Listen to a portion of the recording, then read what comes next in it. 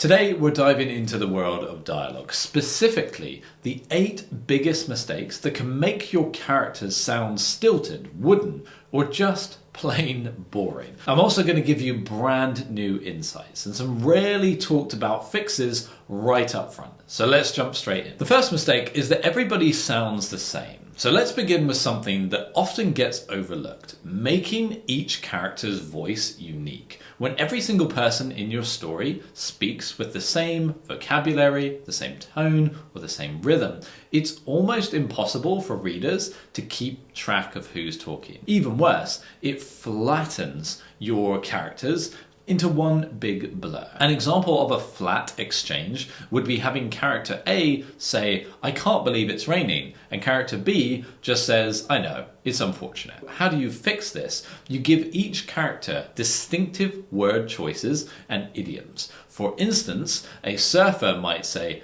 "Dude, the sky's about to burst." Sweet! What about mine? Dude, what does mine say? Sweet! What about mine? Dude!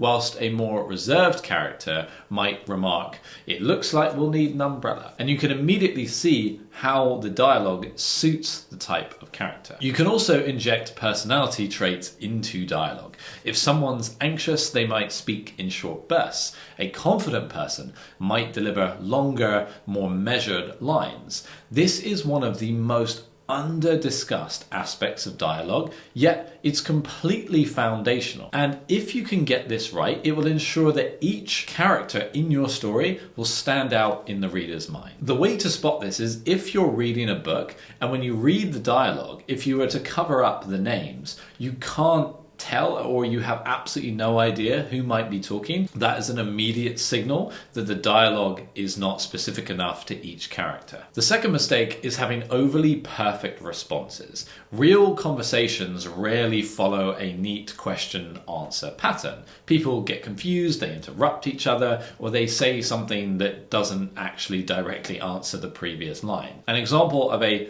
perfect exchange would be, "I'm leaving you," and then the other character says, "Okay, that's fine, let me pack my things."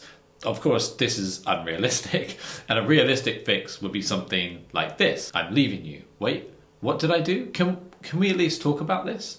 And you can see how when your dialogue feels too polished, it just lacks the gritty realism that's actually going to pull the reader in. So you need to throw in pauses, interruptions, or a moment of awkward silence to capture the imperfections that we see in genuine human conversation. Number 3 is the on-the-nose exposition, or as it's also known, the "as you know Bob" problem. You've likely heard this one, but it's still a trap that many writers fall into.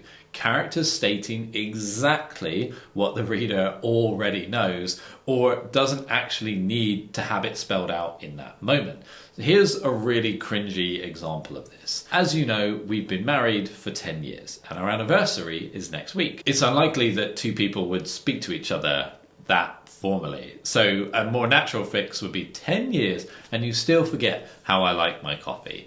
And by embedding the information more subtly, you're avoiding forcing these obvious facts into your characters' mouths. Readers will enjoy piecing the puzzle together themselves, and that sense of discovery again keeps them turning the pages. Next up is providing a lack of subtext. This is one of the most potent but most underutilized techniques. Subtext is all about what characters aren't saying, but what is implied. Example that's too direct would be, "I'm furious with you for forgetting my birthday." A better way to fix this and using subtext would be, "You remembered to show up today. I guess that's something." The second line is loaded with sarcasm, but it also implies hurt, disappointment, and even passive aggression, which invites the reader to read between the lines.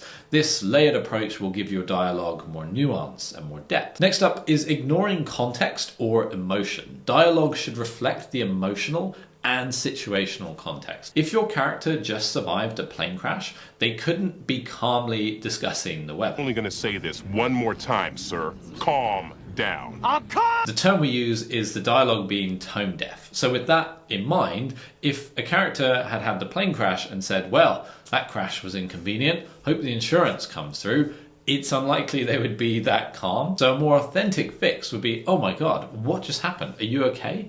where's the pilot? If you factor in how your characters would realistically react in that scenario that they just experienced, and their emotional state, which would be panicked, would they maybe be numb to it? Would they be in shock?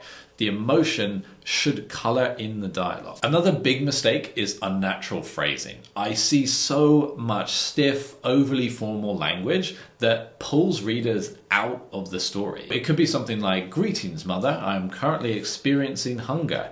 Might I inquire about the estimated time for our evening meal?" Now, that's an extreme example, but you need to keep the dialogue natural. So something like, "Hey mum, I'm starving, when's dinner?" Because remember, in daily life, most people will speak in slang, they'll make contradictions, or they'll have shorthand terminology between them. So you need to match the level of formality to your character's background and the situation. Next up is overusing names, and this one gets me really fired up because I see it so often and it drives me around the bend. Constantly using names in conversation feels completely unnatural. If you pay attention to real conversations, you don't repeatedly call someone by their name unless you're trying to get their attention or you're being incredibly empathetic. Often see this overdone. So here's an example, "John, this is serious. John, you're not listening to me, John."